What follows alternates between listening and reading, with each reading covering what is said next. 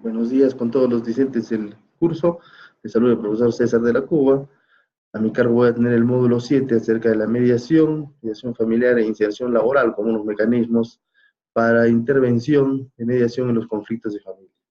La importancia de este curso es álgida hoy en día debido a que los equipos multidisciplinarios se han convertido en una herramienta eficaz dentro de la solución de conflictos en el derecho de familia y un equipo que coadyuva con los magistrados para resolver este tipo de problemática tan evidente en estos tiempos.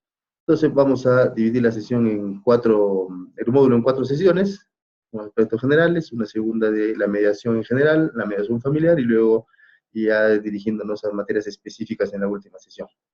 Bien, comenzamos entonces con lo que son los aspectos generales de la mediación como un mecanismo alternativo, y para ello hay que precisar la importancia en principio de los equipos multidisciplinarios y su identificación con el conflicto, ¿no? El conflicto en realidad podemos nosotros citarlo como intereses excluyentes, hipotéticas situaciones entonces en las cuales en realidad cualquier tipo de relación humana, cada quien que tiene un interés no puede satisfacerse pues de manera simultánea, ¿no? Sino de que al ser excluyentes, alguno de ellos trata de imponerse.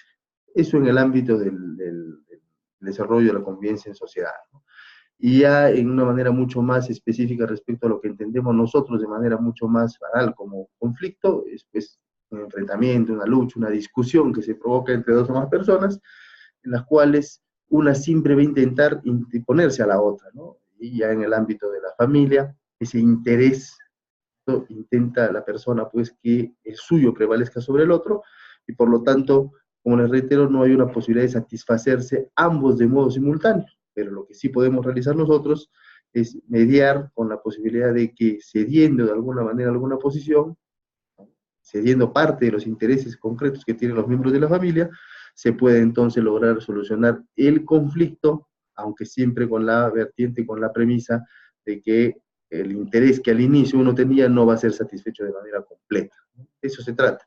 Y esto con la finalidad de qué? De evitar la jurisdiccionalidad de ese conflicto, ¿no? Que hemos visto que aunque en muchos de los aspectos a veces es mejor por la forma de ejecución y la calidad de las decisiones que se toman, no necesariamente esto conlleva a pacificar, ¿no? Esta es la gran deuda de lo que hoy muchos estudiosos en el ámbito jurídico, en el ámbito del derecho, entienden que es la deuda, ¿no? La parte que todavía falta un poco al momento de someter a debate los conflictos de las personas ante el Poder Judicial. Si bien es cierto el juez, como figura pues emblemática de esa forma de composición, resuelve el conflicto, lo que sucede es que no necesariamente cumple con un rol principal de todo proceso judicial, que es la pacificación de las relaciones entre las personas, ¿no? Lo idóneo, lo óptimo, es que luego que el juez se pronuncie, además de resolver una situación jurídica determinada, una situación que ponga fin a ese conflicto, las relaciones entre las partes que han entrado en ese conflicto, eh,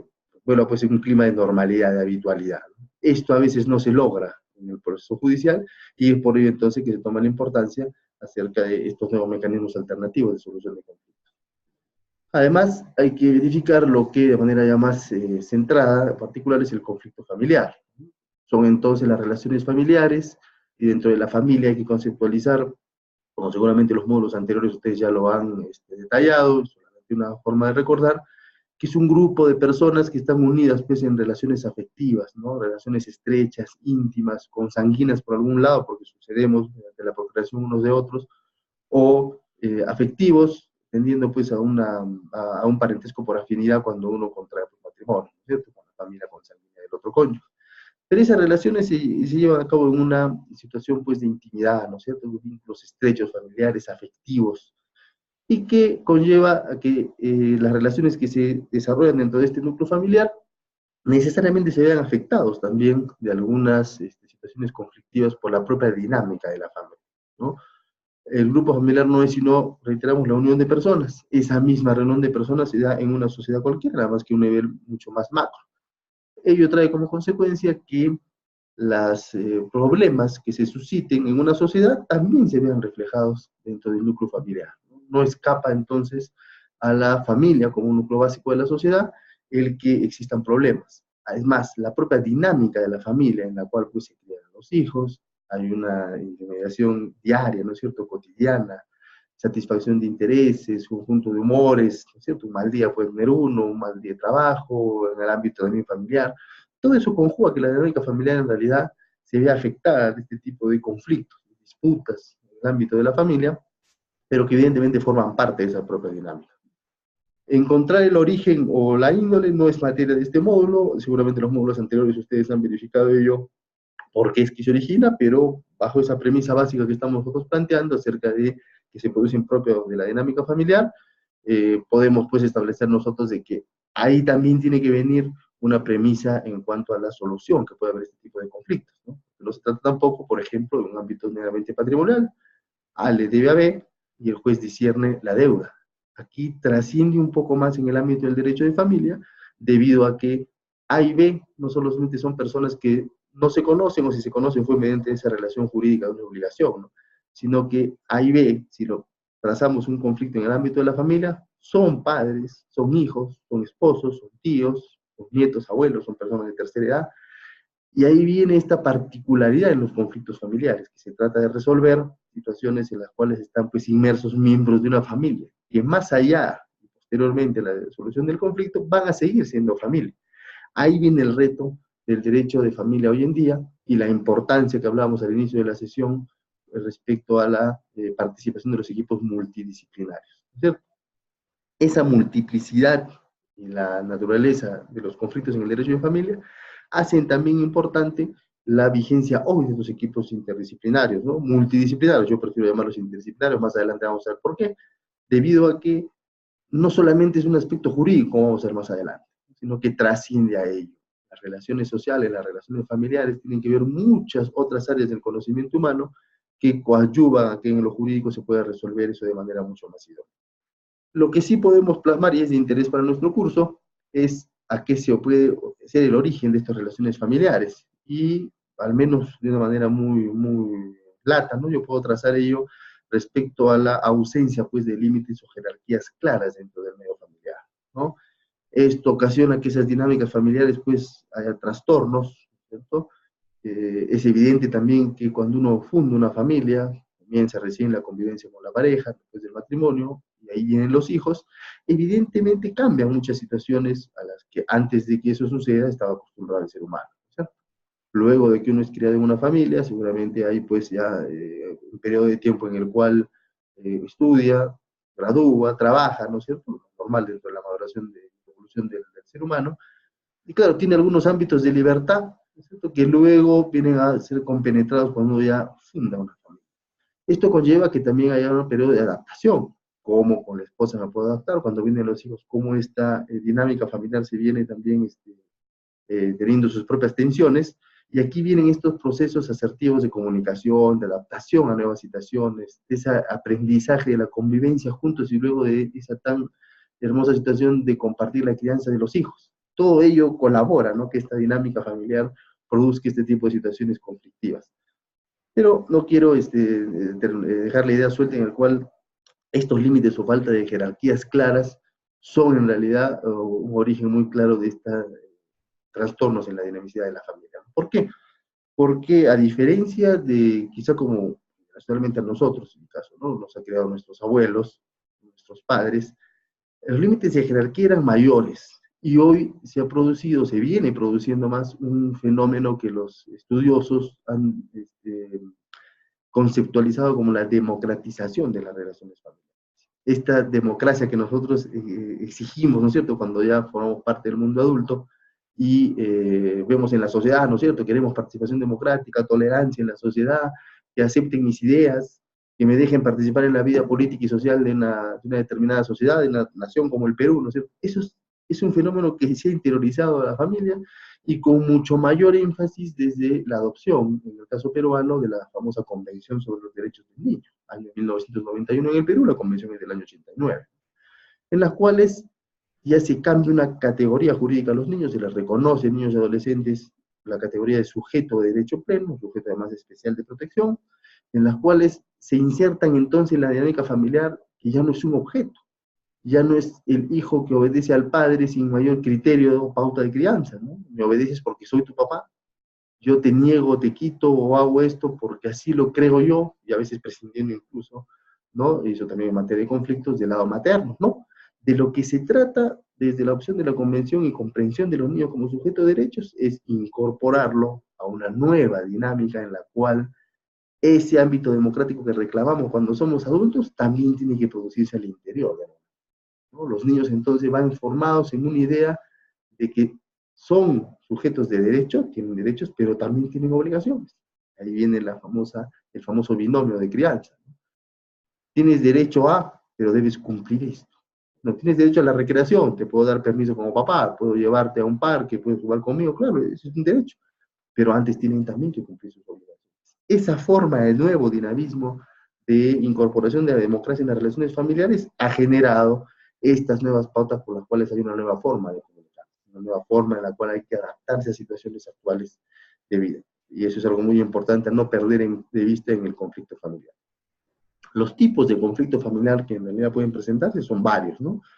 Nosotros hemos citado solamente algunos que son los más frecuentes, además, en el ámbito del derecho a familia civil o tutelar, que pueden ser relaciones de pareja, conflictos entre padres e hijos, conflictos entre hermanos, conflictos con personas de la tercera edad, ¿no es cierto? Abuelos, tíos abuelos, que hoy se está viendo cómo lamentablemente hay un abandono de estas personas, quizá por el mayor individualismo las personas que hoy pues tienen una edad de maduración actual, ¿no es cierto? 40, 50 años, que quizás no tienen una visión de cómo atender a estas personas de la tercera edad, que es un problema que en el Perú estamos viendo lamentablemente mucho más en lo cotidiano de lo que quisiéramos, ¿no? Los conflictos con parientes consanguíneos en la familia extendida, ¿no? Y claro, la riqueza de la familia no solamente está en la forjación de una familia nuclear, papá, mamá, hijos, que es como hasta ahora la concebimos, sino la riqueza en las relaciones que tiene esta nueva familia y cómo se inserta también de manera asertiva en las formas de comunicación e interrelación con la familia extendida. Los suegros, los abuelos, los tíos, los sobrinos. Entonces, esto también conlleva que haya una serie de conflictos o que pueda producirse conflictos con estos miembros de la familia extendida, ¿cierto? Y finalmente, también la posibilidad de que entren conflictos de miembros de la familia con terceros, ¿no? Y aunque esto pareciera un tanto ajeno, sobre todo al derecho de familia, ¿no? Porque uno se imagina, por ejemplo, qué pasa si mi hijo golpea a un vecino, no tengo mayor relación con ellos, igual crea un problema o un conflicto al interior de la familia por cómo tenemos que resolverlo.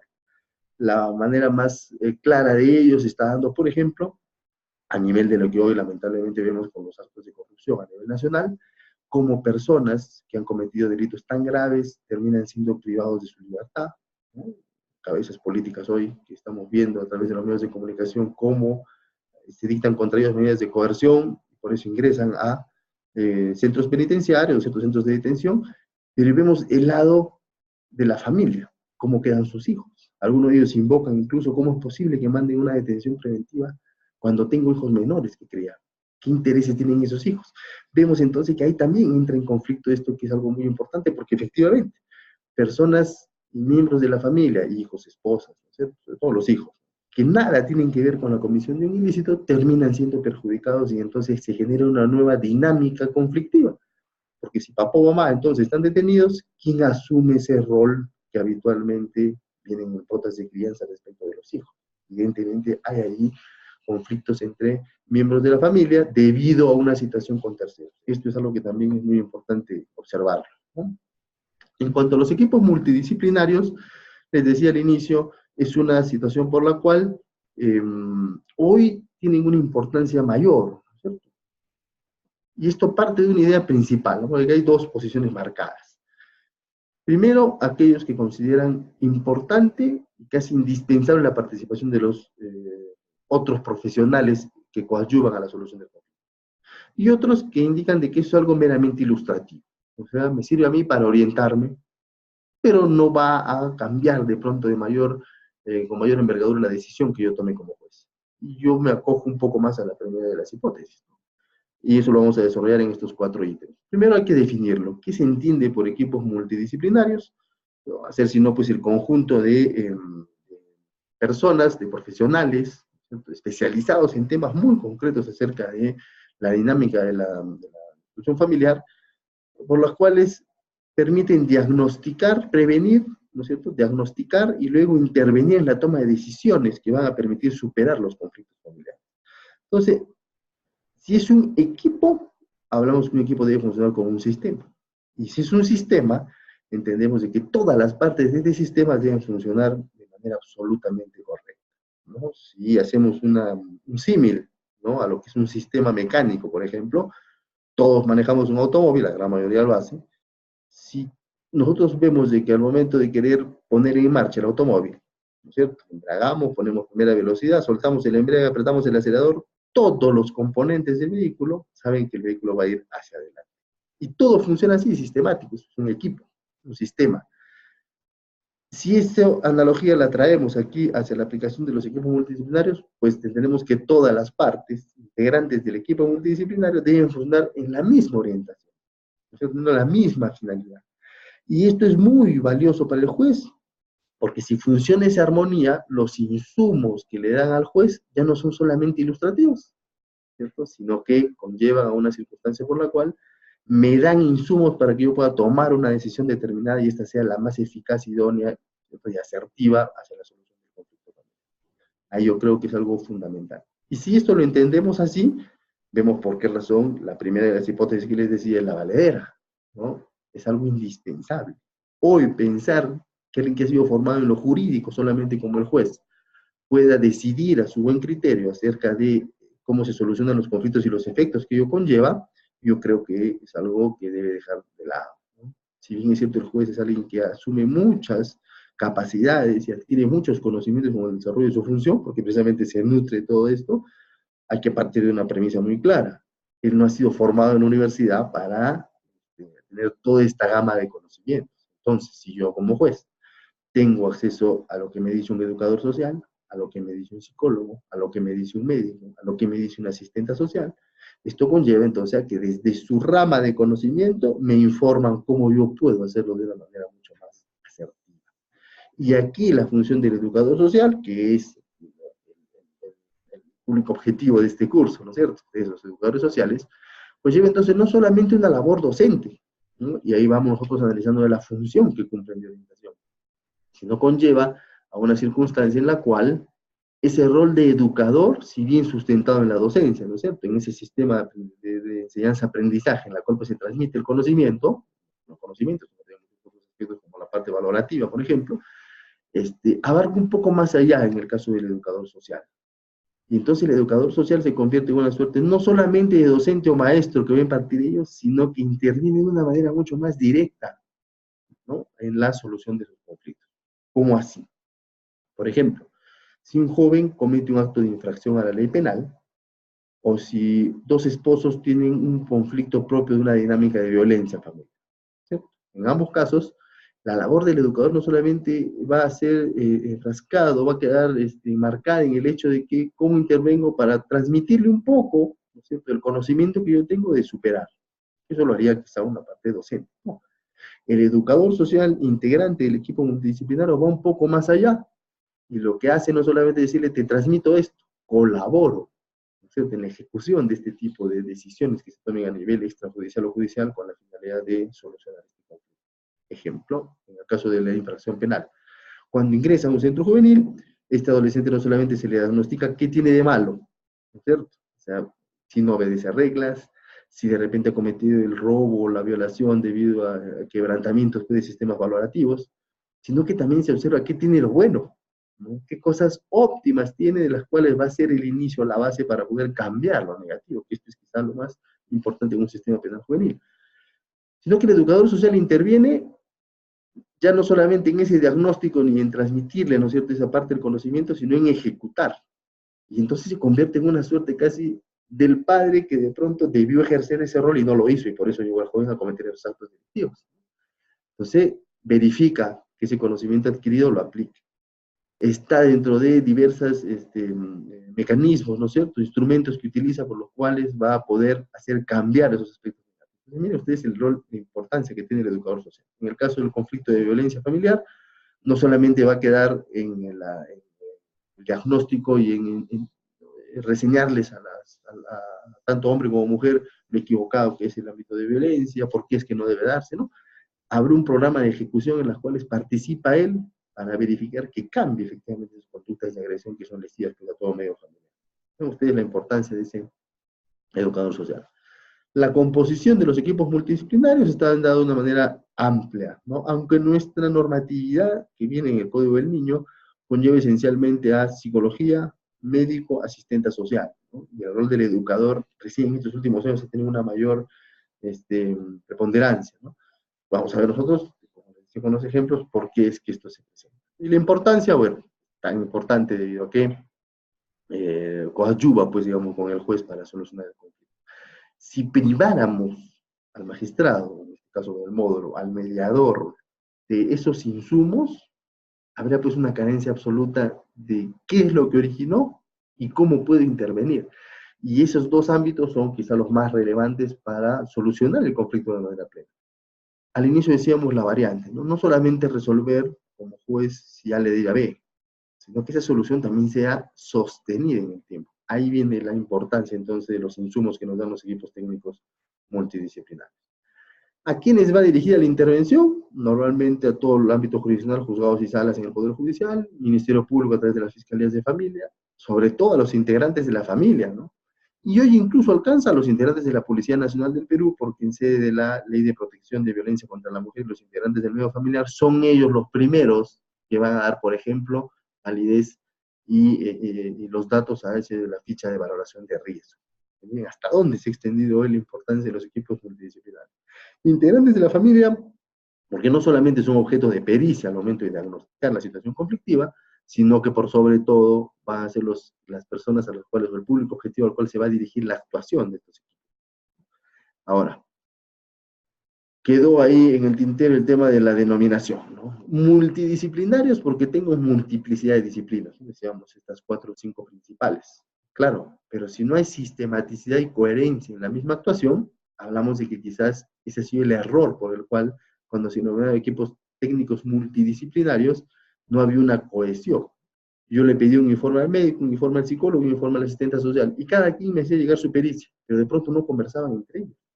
Entonces, quizá ahí sí, si bien el diagnóstico puede ser algo certero, la solución no terminaba muy bien encaminada.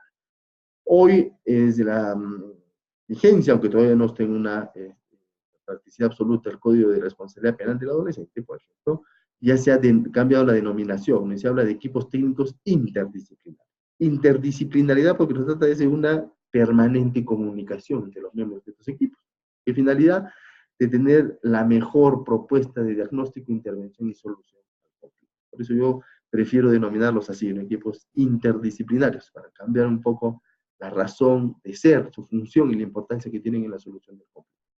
En cuanto a los procesos y conflictos en los cuales intervienen, esencialmente se da en 3 grandes materias, ¿no? Familia civil, tutelar y penal, ¿no? Aunque ya en el derecho penal de adultos también se ha visto la importancia del educador social en términos de ejecución, ¿no? Como ingresa una persona privada de su libertad porque cometió un delito y en el penal se lo rehabilita, ¿no? Hoy eso también ha cambiado, hay que ser precisos ahí. Pero lo que nos importa en un módulo, que es la participación de los equipos técnicos interdisciplinarios en los procesos de familia, esencialmente son estas 3 ramas, ¿no? Familia civil, tenencias, patrias potestad, visitas, divorcios. Familia tutelar, el estado de protección ante lo que era abandono, todo lo que es la legislación intuitiva de violencia contra la mujer e integrantes del medio familiar, que hoy ha alcanzado pues, su máximo apogeo, ¿no? Y en ámbito de familia penal, las famosas infracciones a la ley penal, cuando el delito lo cometen adolescentes entre 14 y 18 años, ¿no? Entonces, esto conlleva a que vean ustedes la importancia del equipo interdisciplinario y también la multiplicidad de procesos en los cuales intervienen, lo cual dentro de cada proceso hay multiplicidad de cosas. Esto entonces, con esta dinámica de aspectos generales, vamos a dar por concluida esta primera sesión y vamos a pasar luego al desarrollo mucho más esquemático y preciso de la mediación. Muchísimas gracias.